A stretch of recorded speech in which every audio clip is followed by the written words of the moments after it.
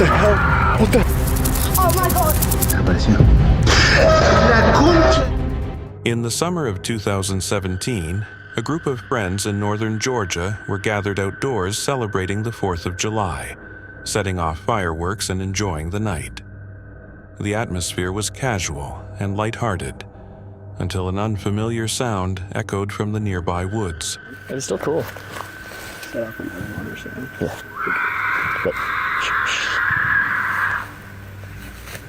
did you hear that? At first, it was distant and indistinct, but strange enough to draw their attention. Curiosity got the better of them, and the group ventured toward the tree line to investigate.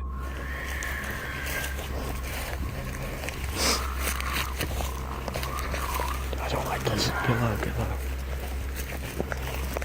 What do you think it is? Turn the flash off a little bit. No. Whatever it is, I want to fucking see it.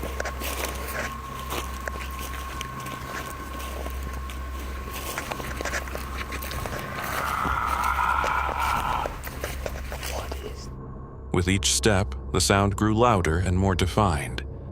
Then, through the darkness, they noticed a pale, humanoid figure standing in the distance, its posture unnatural.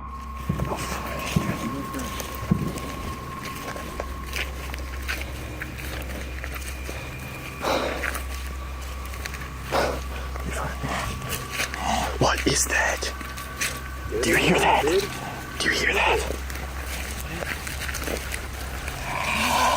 What is that? Dude, what is that? What's it look like? Dude, we need to get the hell out of here.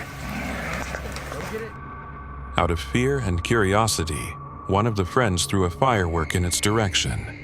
Nervous laughter followed, but they would soon realize that this was no laughing matter. We need to get the hell out of here. Oh yeah, get it! What?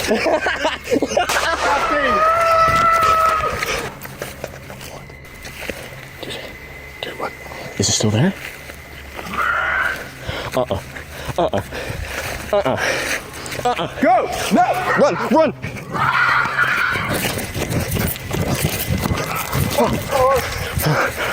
We gotta take the car. What the fuck? Dude, come on! What the hell? What the hell?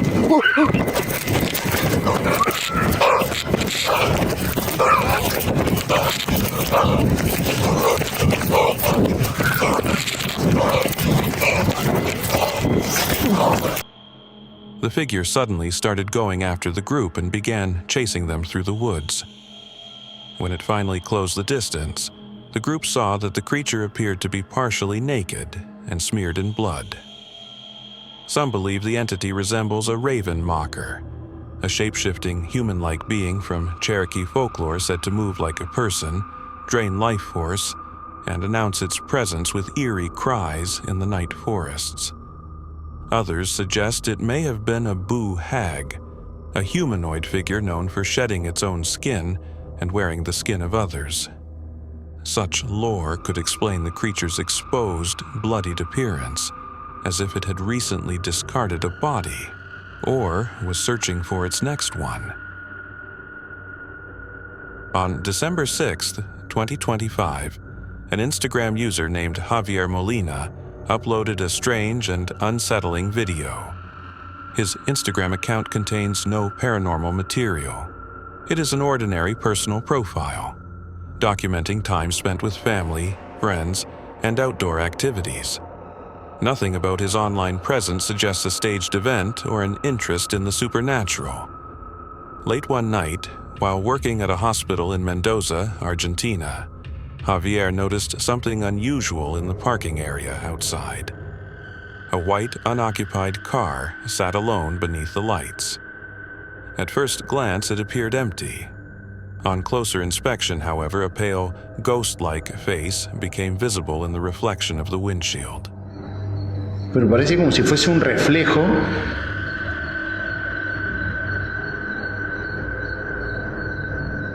La puta madre.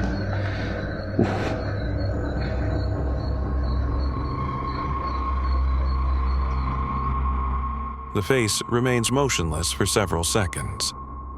Then slowly, it lowers its head. It continues descending at an unnatural pace before suddenly snapping back into its original position.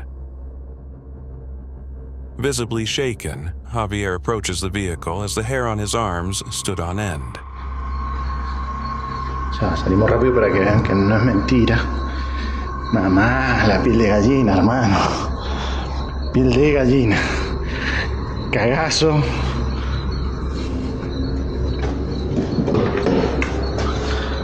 Nadie.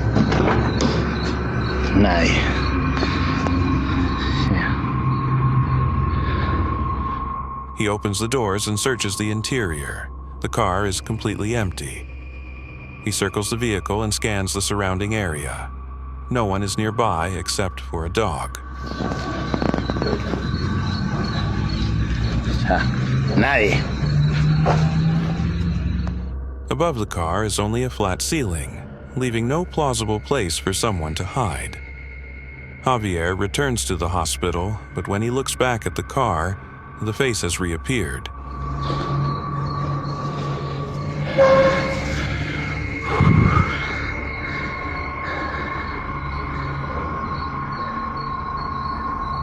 Y encima nos mira, la puta que te parió.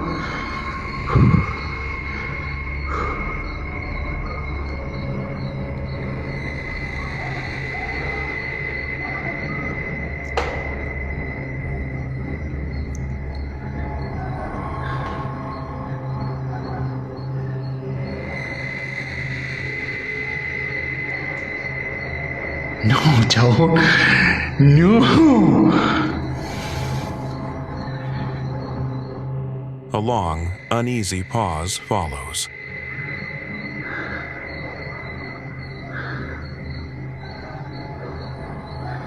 No, desapareció. La concha. Then, without warning, the face emerges from the opposite side of the car. Almost immediately, a loud scraping sound is heard and the video cuts off. Hospitals are often regarded as haunted spaces, places where life, death, and uncertainty intersect.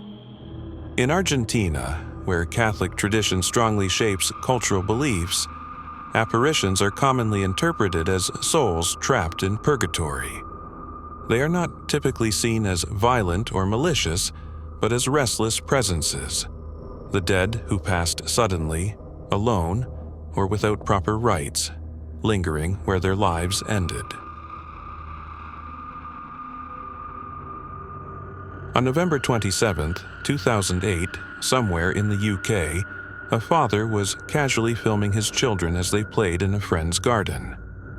The footage begins innocently enough. The kids give a cheerful, guided tour of the yard, pointing out a pond, a trampoline, and a plastic slide.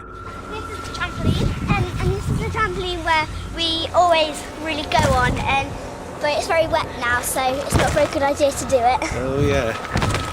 As you can see, the water just popped up like this. Oh, yeah. And this is the slide. This is like a little equipment thing with a swing and a slide. And in the summer, it's fun because we put these mats down and the hose and we put the hose down under and go down and we go down on it in a fake goal for boys. It's a bit wet now. Yeah, it's really wet now. They then stop beneath an apple tree. This is an apple tree. And it Oh, wow. big apples. Very big apples. Are they still on it? The father tilts the camera upward to film it, but then seconds later, one of the children notices something farther off and nervously asks what it is. The father turns and walks closer to investigate. But most of them are on the floor and have got massive holes in them. What's that? Yeah. Oh, look. What's what? Where? There, look. Right up there. Insect or something. Is that an insect? Let's have a look.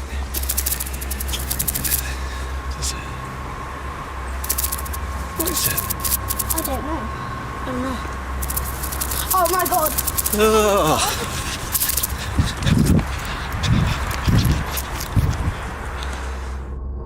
Perched on a tree branch appears to be a large insect, its wings flapping. At first glance, it resembles an oversized dragonfly, but then suddenly it moves. As it lifts off the branch, its shape changes. 2 legs and 2 arms become visible. Shockingly, it appears to be a humanoid figure, possibly a fairy, but not the cute, benevolent kind. Panic erupts. The father and children run, the camera shaking violently as they flee. Behind them, the creature surges forward, moving with alarming speed, as if in pursuit, before abruptly taking flight and vanishing from view. In England, beings like this would not have been dismissed outright. Fairies were traditionally called the good folk or the fair folk, names chosen less out of affection than caution. They were believed to exist alongside humanity while inhabiting ancient woods, old orchards, and places where paths crossed. In Ireland, the fairy realm overlaps with the dead and with pre-Christian gods, suggesting that fairies may be the diminished remnants of older powers, reduced in stature but not in danger. Across the British Isles, strict rules govern these beings. Never thank a fairy directly, never eat their food, never accept a gift without understanding its price. Fairies deal in obligation, not kindness, and they remember offenses with a patience measured in centuries. Christianity did not destroy them so much as displace them. Church bells repelled them, holy water harmed them, yet they never fully disappeared. In the UK, fairies are neither purely evil nor benevolent folklore mascots. They are neighbors you do not fully understand, lingering just beyond the hedgerow. The old stories suggest something unsettling and persistent. The land itself is alive, watchful, and occasionally willing to remind us that the world is not only stranger than we imagine, but stranger than it ever needed to be. For more episodes, be sure to like, subscribe, and click the bell icon for notifications.